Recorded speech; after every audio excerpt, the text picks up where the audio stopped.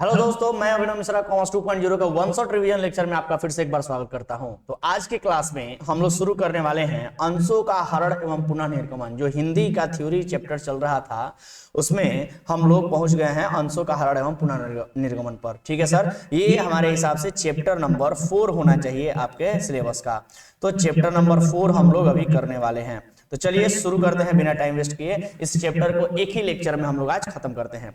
तो लिखा हुआ है सबसे पहले कि अंशों का हरण का अर्थ क्या है। क्या अर्थ है अंशों के हरण का अर्थ, आशय क्या है। तो लिखा है कि अंशों के हरण का आशय है कि धनराशि न चुकाने वाले अंशधारियों का आवंटन रद्द करना। जो अंशधारी नहीं पैसे देते हैं, याचना करने पर जो अंशधारी पैसे नहीं देते हैं, उन अंशधारियों का आवंटन क्या कर दिया जाए, रद्द कर दिया जाए। और अंतर नियमों के अधीन प्रावधानों के अनुसार, अंतर नियमों यानी कि जो आर्टिकल्स होते हैं उसमें जो रूल्स लिखे गए हैं उसके नियमों के अधीन जो भी प्रावधान बताए गए हैं, जो भी तरीका बताया गया है उसके अनुसार पहले से ऐसे आवंटन पर प्राप्त राशि को कंपनी द्वारा जब्त कर लिया जाना। ठीक है सर, मतलब सिंपल शब्दों में कहा जाए तो ऐसे होगा कि अंशों का हरण का आशय होता है कि धन राशि न चुकाने वाले अंशधारियों का आवंटन रद्द कर दिया जाना और जो भी वो पैसे दिया हुआ है वो पैसे जब्त कर लेना। क्लियर है बात। चलिए आगे लिखा हुआ है अंशों की जब्ती का प्रभाव, effects of forfeiture of shares. लिखा हुआ है कि अंशधारियों के नाम सदस्य रजिस्टर्ड से काट दिया जाता है। मतलब यहाँ लिखा हुआ है प्रभाव कि क्या क्या प्रभाव पड़ेगा, क्या क्या इफेक्ट पड़ेगा अगर फॉरफीचर यानी कि जब जब्ती हो जाती है अंशों की तो उसके बाद क्या क्या प्रभाव पड़ता है। तो प्रभाव नंबर 1 लिखा है कि अंशधारियों के नाम सदस्य रजिस्टर से काट दिया जाता है, अतः वह कंपनी के सदस्य नहीं रह पाते हैं। अब वो कंपनी के सदस्य नहीं है क्योंकि उनका नाम काट दिए जाते हैं। दूसरा प्रभाव क्या पड़ता है सर, दूसरा प्रभाव लिखा है कि जिन अंशधारियों के अंश जब्त कर लिए जाते हैं उसने जो राशि अपने अंशों पर दे रखी है वह राशि भी जब्त कर ली जाती है। इन अंशधारियों का अंश समाप्त हो जाता है। क्लियर है बात। तीसरा नंबर लिखा है अंशों की जब्ती के कारण अंश पूंजी की राशि घट जाती है। अंश पूंजी की राशि घट जाती है। जब हम लोग जब्त कर लेते हैं तो कैपिटल क्या हो जाता है, माइनस हो जाता है, पूंजी घट जाता है। आगे लिखा हुआ है चौथा नंबर पॉइंट कि जब्त की गई राशि को अंश यानी अपहरित खाते में, अंश अपहरित खाते में यानी कि शेयर फॉरफीचर अकाउंट में डाल दिया जाता है। इस चिट्ठे में इसे चिट्ठे में अंश पूंजी यानी शेयर कैपिटल शीर्षक के अंतर्गत दिखाया जाता है। इसे चिट्ठे में अंश पूंजी यानी शेयर कैपिटल शीर्षक के अंतर्गत दिखाया जाता है। आगे लिखा हुआ है अंशों के जब्तीकरण यानी अपहरण की पद्धति, प्रोसीजर क्या होगा, क्या क्या प्रोसेस हमें फॉलो करना होगा जब कभी भी हम लोग किसी भी अंशधारियों का अंशों को जब्त करते हैं तो क्या क्या हमें प्रोसीजर फॉलो करना पड़ेगा, क्या क्या हमें पद्धति प्रोसेस फॉलो करना पड़ेगा। सबसे पहले तो होगा स्मरण पत्र भेजना। सबसे पहले स्मरण पत्र भेजा जाएगा कि भाई याद कर लो कहीं सामने वाला भूल तो नहीं गया है, पैसे भी देने हैं। एक बार उसको स्मरण पत्र भेजा जाता है जिससे कि उसको स्मरण याद आ जाए कि हाँ भाई पैसे भी देने हैं।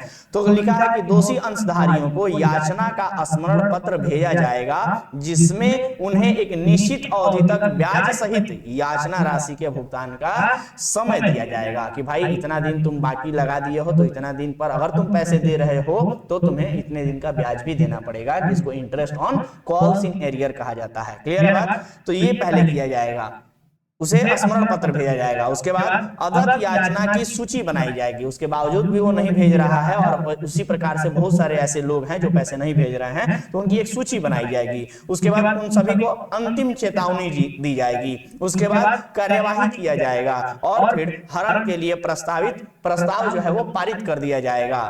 ठीक है, और फिर प्रमाण पत्र मांगा जाएगा, प्रमाण पत्र, और फिर नाम काट दिया जाएगा, रजिस्टर से नाम काट दिया जाएगा, फिर राशि का हस्तांतरण हो जाएगा और फिर लिखित में घोषणा हो जाएगी। लिखित घोषणा हो जाएगी कि भाई अब तुम्हारा काम खत्म हो गया।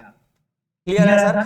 चलिए इसी प्रकार से अगला टॉपिक लिखा हुआ है अंशों का हरण पर लेखांकन व्यवहार, यानी क्या अकाउंटिंग ट्रीटमेंट होगा फॉरफीचर ऑफ शेयर में। जर्नल एंट्री क्या होगा सर? तो जर्नल एंट्री लिखा हुआ है कि जब भी शेयर का फॉरफीचर कीजिएगा, तो जैसे कि हमने अभी थोड़ी देर पहले चर्चा किया था कि जब कभी भी शेयर फॉरफिट किया जाता है यानी जब्त किया जाता है अंशों को, तो शेयर कैपिटल अकाउंट कम, शेयर कैपिटल कम हो जाता है, और आप लोग जानते हैं कि कैपिटल कम होता है तो डेबिट किया जाता है। इसलिए जर्नल एंट्री में क्या हो जाएगा? शेयर कैपिटल अकाउंट डेबिट हो जाएगा टू जो भी पैसे हमने अभी तक मांग लिए हैं, तो share allotment account, to first call account, to share final account, उन सबको लिख लिया जाएगा और फिर लिखा जाएगा टू शेयर फॉरफीचर अकाउंट, जितना उसने दे दिया है। ठीक है सर? तो इस प्रकार से हमारी एंट्री जो है वो बन जाती है share capital account debit to share allotment account, to share first call account, to share final call account और टू शेयर फॉरफीचर अकाउंट। देखिए ऐसा है कि आपने जो यहाँ पर लिखा है ये सारे शब्द, ये जो लिखा है आपने share allotment account, share first call account, share final call account, इन सब के जगह पर आप ये भी लिख सकते थे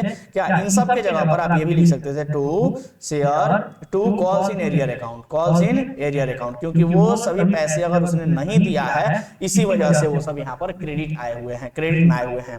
तो साधारण तौर पे आपका एंट्री ऐसे भी बन जाता है, शेयर कैपिटल अकाउंट डेबिट है तो डेबिट में रहेगा, टू शेयर फॉरफीचर अकाउंट और to calls in arrear account. Clear है बात? चलिए सर आगे बढ़ते हैं।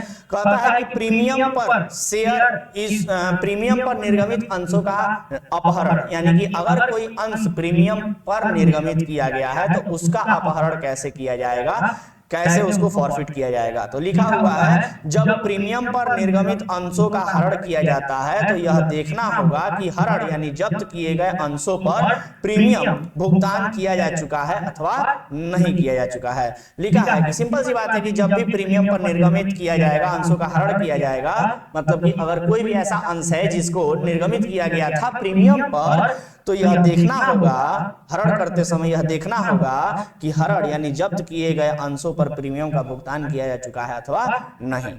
उसमें पॉइंट नंबर 1 बताता है कि यदि अंशधारी ने प्रतिभूति प्रीमियम संचय की राशि का भुगतान कर दिया है। देखिए यहाँ दो केस बनता है कि अगर प्रीमियम पर पैसे मांगे गए थे तो केस 1 या तो पैसे दे दिया होगा, दूसरा या तो पैसे नहीं दिया होगा। तो कहता है कि अगर उसने भुगतान कर दिया होगा तो जर्नल एंट्री क्या होगा? तो जर्नल एंट्री बनेगा share capital account debit, to share allotment account, to calls account और टू शेयर फॉरफीचर अकाउंट। देखिए ध्यान दीजिएगा कि अगर उसने पैसे दे दिए होंगे, अगर उसने पैसे दे दिए हैं प्रीमियम के, तो जर्नल एंट्री में सिक्योरिटी प्रीमियम नहीं दिखेगा। सिंपल सी बात, अगर उसने दे दिया है तो सिक्योरिटी प्रीमियम नहीं दिखेगा। बट अगर उसने नहीं दिया है पैसे तो सिक्योरिटी प्रीमियम जो है वो दिखेगा जर्नल एंट्री में। लिखा है, देखिए वही बात यहाँ केस नंबर 2 बना करके लिखा है कि यदि अंशधारियों ने प्रतिभूति प्रीमियम संचय की राशि नहीं चुकाई है, अगर नहीं चुकाई है तो जर्नल एंट्री क्या बनेगा सर? देखिए लिखा हुआ है शेयर कैपिटल अकाउंट डेबिट, उसके बाद सिक्योरिटी प्रीमियम अकाउंट डेबिट। देखिए सिक्योरिटी प्रीमियम अकाउंट भी डेबिट होगा, to share allotment account, to share first call account, to share final call account, इन सबके जगह पर आप लिख सकते थे to calls in arrear account. ठीक है, तो भी कोई दिक्कत नहीं है। उसके बाद टू शेयर फॉरफीचर अकाउंट। तो ये आपका एंट्री इस प्रकार से बनेगा। मेन फोकस आपको यहां पर करना था, इस वाले पर मेन फोकस करना था कि सर अगर सिक्योरिटी प्रीमियम का पैसा नहीं मिला है तो जर्नल एंट्री में दिखेगा, फॉरफीचर के एंट्री में दिखेगा। अगर पैसे मिल गए हैं तो नहीं दिखेगा, लेकिन नहीं मिले हैं तो दिखेगा। ठीक है, अपोजिट अपोजिट होता है, नहीं मिला है तो दिखेगा, मिल गया है तो नहीं दिखेगा। सिंपल सी बात है। और क्लासरूम में जब पढ़ा रहे थे तो इसके बारे में विशेष चर्चा भी किए थे कि क्यों ऐसा हो रहा है, एंट्री में यहाँ ये क्यों दिख रहा है अगर पैसे नहीं मिले हैं, तो उस पर हम क्लासरूम में विशेष चर्चा किए थे। अभी उतना डिटेल में जाने की जरूरत नहीं है, मैं उम्मीद करता हूँ कि आप लोगों ने ध्यान दिया होगा, या आप अगर बाहर के कोई मतलब कॉमर्स 2.0 के स्टूडेंट नहीं है तो मैं उम्मीद कर सकता हूँ कि आपके टीचर ने भी ये कॉन्सेप्ट आपको क्लास में पढ़ाया होगा। ठीक है सर, चलिए अगर नहीं भी पढ़ाया है तो अभी देख लीजिए एंट्री कैसे होता है, इसके अकॉर्डिंग आपको एग्जाम में करना होगा, एग्जाम में नंबर लाना बहुत जरूरी है। चलिए आगे बढ़ते हैं। और तीसरा केस यहाँ पर बनाया गया है कि जब अपहरित अंशों पर प्रीमियम की देय है किंतु आंशिक राशि प्राप्त हुई है, तो इस स्थिति में अपहरण के समय अपहरित अंशों पर आंशिक प्राप्त राशि से सिक्योरिटी प्रीमियम को या सिक्योरिटी प्रीमियम रिजर्व को डेबिट किया जाएगा। मतलब जितने शेयर पे पैसा मिला है, मतलब ऐसा कभी कभी होता है कि सिक्योरिटी प्रीमियम मान लीजिए कि एप्लीकेशन पे भी मांगना था, अलॉटमेंट पे भी, कॉल्स पे भी, ऐसे था। और वैसी परिस्थिति में मान लीजिए एप्लीकेशन का अलॉटमेंट का पैसा मिल गया और कॉल्स का पैसा नहीं मिला है, तो हम कह सकते हैं कि कुछ सिक्योरिटी प्रीमियम मिल गया है और कुछ नहीं मिला है। तो ऐसी परिस्थिति में जर्नल एंट्री कैसे होगा? तो कहता है कि जितना मिल गया है, जितना पैसा उतना से नहीं दिखेगा। फिर वही कॉन्सेप्ट अप्लाई हो जाता है कि जितना मिल गया है उतना से नहीं दिखेगा, जितना नहीं मिला है उतना ही रुपए से दिखेगा, काम खत्म। ठीक है सर, चलिए आगे बढ़ते हैं। आगे लिखा हुआ है अगला टॉपिक, जब्त या हरण किए गए अंशों का पुनः निर्गमन यानी री इशू ऑफ फॉरफिटेड शेयर। लिखा है कि हरण किए गए अंशों का पुनः निर्गमन सम मूल्य पर यानी एट पार, कॉमा प्रीमियम पर यानी एट प्रीमियम, या कटौती पर यानी एट डिस्काउंट किया जा सकता है। देखिए ध्यान दीजिएगा, जब शेयर इशू किया जाता है तो पार पे और प्रीमियम पे इशू किया जाता है। साधारण जब शेयर इशू किया जाता है तो डिस्काउंट पे इशू नहीं किया जाता है। सेक्शन 53 रोकता है कंपनियों को कि आप डिस्काउंट पर शेयर इशू नहीं कर सकते हो, बट जब पुनः निर्गमन करना होता है, री इशू करना होता है, तो उस परिस्थिति में आप डिस्काउंट पर भी शेयर इशू कर सकते हो। क्लियर है बात? चलिए वही बात यहां पर लिखा है कि पार, प्रीमियम और डिस्काउंट तीनों पे किया जा सकता है। लिखा है कि जब्त या हरण किए गए अंशों के पुनः निर्गमन पर स्वीकार अधिकतम कटौती जब्त अंश हरण खाते की राशि तक पुनः निर्गमित की जा सकती है। मतलब कहता है कि जितना हमने शेयर फॉरफीचर अकाउंट में जितना रुपया लिखा है उतने रुपया तक का डिस्काउंट दिया जा सकता है। कॉमन सेंस की बात है, जितना हमने प्रॉफिट कमाया है उतना तक का लॉस हम सह सकते हैं। ठीक है, तो इसको ध्यान में रखने के लिए कैसे याद रखेंगे कि जितना फॉरफिट किया जा चुका है उतने रुपए तक का डिस्काउंट दे सकते हैं। ऐसे लिखा है, यहां पर आगे लिखा है कि ऐसे पुनः निर्गमन की राशि एकमुश्त वसूल की जाती है, न कि किस्तों में। और ध्यान रहे कि जब कभी भी शेयर री इशू किए जाते हैं तो पैसे जो लेने वाली बात होती है वो पैसे एकमुश्त लिए जाते हैं, किस्तों में नहीं। जब री इशू करेंगे तो जितना पैसा लेना होगा, जितने में शेयर री इशू किए हैं वो पूरा का पूरा पैसा एक ही बार में ले लिया जाएगा, जिसको हम साधारण भाषा में कह सकते हैं कि एक मुश्त लिया जाएगा, पैसा लंप सम में लिया जाएगा, इंस्टॉलमेंट में नहीं। क्लियर है बात? चलिए सर आगे बढ़ते हैं। आगे लिखा है नियमानुसार, आगे लिखा हुआ है नियमानुसार पुनः निर्गमन पर कटौती की राशि उस राशि से अधिक नहीं होगी जो पहले अंशधारी से प्राप्त हुई है। अभी अभी बोले थे जितना शेयर फॉरफिट किए हैं, जितना शेयर फॉरफीचर अकाउंट में पैसा है उतना ही डिस्काउंट दे सकते हैं, उससे अधिक नहीं दे सकते हैं। संक्षेप में कटौती की राशि अंश या जब्त हरण खाते की राशि से अधिक नहीं हो सकती। क्लियर है बात? अंश या कहता है कि कटौती की जो राशि होगी वो अंश जब्त हरण खाते यानी शेयर फॉरफीचर अकाउंट, ये शेयर फॉरफीचर अकाउंट को इंग्लिश में बोला गया है। ठीक है, शेयर फॉरफीचर अकाउंट को बोला गया है, ध्यान दीजिएगा। शेयर फॉरफीचर अकाउंट से अधिक नहीं हो सकती। क्लियर है? डिस्काउंट की राशि कितनी हो सकती है? शेयर फॉरफीचर अकाउंट में जितना राशि है उतना तक हो सकती है, उससे अधिक नहीं हो सकती है। आगे लिखा हुआ है कि जब्त अंशों के पुनः निर्गमन पर लेखांकन व्यवहार कैसे होगा, यानी अकाउंटिंग ट्रीटमेंट। आइए जरा समझ लेते हैं। जब री इशू ऑफ फॉरफिटेड शेयर होता है, री इशू ऑफ शेयर होता है, तो अकाउंटिंग ट्रीटमेंट कैसे होता है? तो लिखा है पहला केस कि जब सम मूल्य पर पुनः निर्गमित किए जाएं, यानी कि जब शेयर को एट पार इशू किया जाए तो एंट्री होगा bank account debit to share capital account, bank account debit to share capital account. ये जनरली पैसा आपका हो जाएगा जितना रुपया भी आपने पार पे इशू किया है। उसके बाद लिखा है दूसरा केस कि जब अंश प्रीमियम पर पुनः निर्गमित किए जाएं, प्रीमियम पर अगर किए जाएंगे तो bank account debit to share capital account और to security premium account. Simple सी बात आप लोग जानते हैं कि सिक्योरिटी प्रीमियम यानी प्रीमियम पर जब शेयर इशू किया जाएगा तो सिक्योरिटी प्रीमियम क्रेडिट किया जाएगा। कोई दिक्कत? चलिए आगे लिखा है तीसरा नंबर कि जब अंश कम मूल्य पर निर्गमित किए गए, अर्थात जब अंशों की कटौती बट्टा पर पुनः निर्गमित किया जाए, सिंपल भाषा में जब डिस्काउंट पर शेयर इशू किया जाए, तो ऐसे सिचुएशन में जर्नल एंट्री क्या होगा? Bank account debit to bank account debit forfeiture share account यानी या share forfeiture account debit to share capital account, ये जर्नल एंट्री हो जाएगा। और बैंक अकाउंट डेबिट में कैश एक्चुअली कितना रिसीव हुआ है वो हो जाएगा। शेयर फॉरफीचर अकाउंट में डेबिट कितना होगा? जितना हमने डिस्काउंट अमाउंट दिया है, डिस्काउंटेड अमाउंट हो जाएगा। जितना अमाउंट का हमने डिस्काउंट दिया है वो शेयर फॉरफीचर अकाउंट से डेबिट हो जाएगा। और to share capital account always face value, share capital always face value. Clear है बात? शेयर कैपिटल जो पैसा है वो हमेशा फेस वैल्यू से होगा। चलिए आगे लिखा है, जब अंश कम मूल्य पर निर्गमित किए जाए, अर्थात जब अंशों की को कटौती या बट्टे पर पुनः निर्गमित किया जाए तो जर्नल एंट्री क्या होगा। वही एंट्री को दोबारा से यहाँ रिपीट किया गया है। तो ये सेम केस है, थर्ड नंबर केस। ठीक है, थर्ड नंबर केस ऊपर भी था, नीचे भी हो गया, दो बार कैसे हो गया, दो बार लिखा गया है। चलिए कोई बात नहीं, आगे बढ़ते हैं। कहता है ट्रांसफर एंट्री। अब क्या है कि देखिए कभी कभी ऐसा होता है कि जब हम लोग डिस्काउंट पर शेयर इशू करते हैं, तो डिस्काउंट का कंडीशन क्या होता है कि उतना ही डिस्काउंट हम दे सकते हैं जितना शेयर फॉरफीचर में पैसा पड़ा है। क्लियर है बात?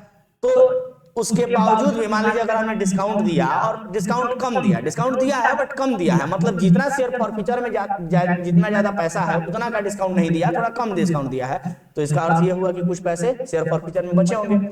और जो पैसे शेयर फॉरफीचर अकाउंट में बचे रहते हैं उनको लास्ट में क्या किया जाता है, कैपिटल रिजर्व में ट्रांसफर कर दिया जाता है थ्रू ट्रांसफर एंट्री, यानी ट्रांसफर प्रविष्टि के द्वारा, ट्रांसफर एंट्री के द्वारा उनको ट्रांसफर कर दिया जाता है। और एंट्री क्या होता है, share forfeited account debit to capital reserve account. ध्यान रहेगा, capital reserve account very important. Objective खूब पूछता है, जब आप ऑब्जेक्टिव देखेंगे, ऑब्जेक्टिव भी हमने करा रखा है पूरा, जब आप ऑब्जेक्टिव देखेंगे तो ऑब्जेक्टिव में ये सवाल कई बार पूछा है कि जो पैसा शेयर फॉरफीटेड अकाउंट में बच जाता है लास्ट में उनको ट्रांसफर किया जाता है कहां पर, तो एंट्री आंसर होगा कैपिटल रिजर्व अकाउंट में ट्रांसफर किया जाता है। क्लियर है बात? चलिए आगे बढ़ते हैं।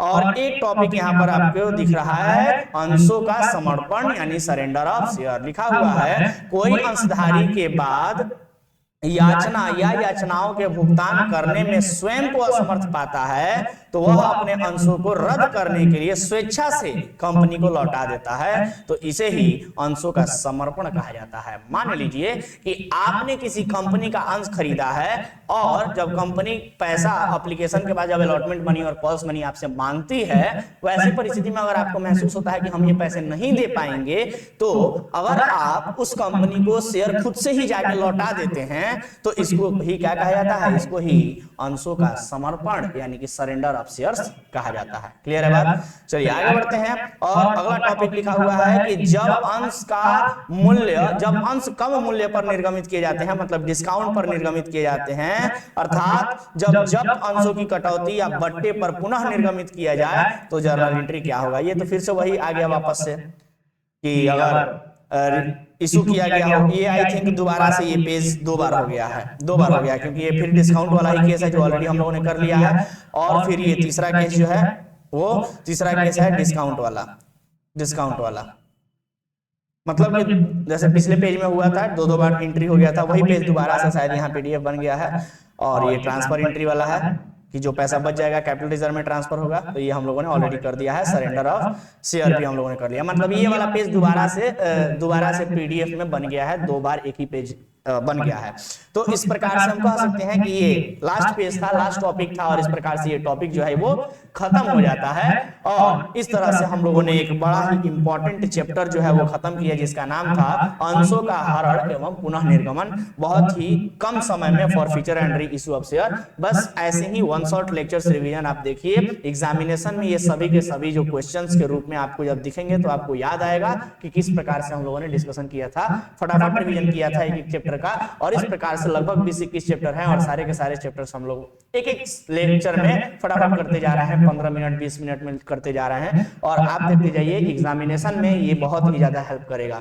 आप एग्जाम टाइम पे भी अगर चाहें तो पूरा का पूरा प्लेलिस्ट उठा लीजिए, कॉमर्स 2.0 चैनल पे आपको प्लेलिस्ट दिख जाएगा, जिसमें ये सारे के सारे चैप्टर आपको पूरा पार्टनरशिप फंडामेंटल से लेकर के आपको पूरा पार्टनरशिप, पूरा कंपनी, सारा चीज एनपीओ वगैरह सब कुछ वहां मिल जाएगा, चैप्टर वाइज मिल जाएगा, बहुत कम शॉर्ट लेक्चर्स में।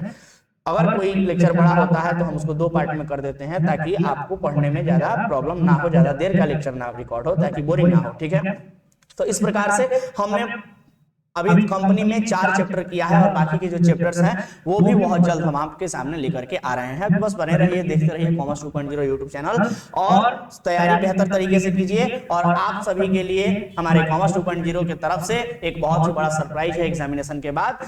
अगर वो आपको बताया जाएगा एग्जामिनेशन के समय पे ही बताया जाएगा, तब तक देखते रहिए कॉमर्स 2.0 यूट्यूब चैनल और शेयर करते रहिए, ज्यादा से ज्यादा लोगों को भी पता चले, ज्यादा से ज्यादा लोगों को तैयारी बेहतर हो। तब तक मिलते हैं अगले क्लास में। धन्यवाद।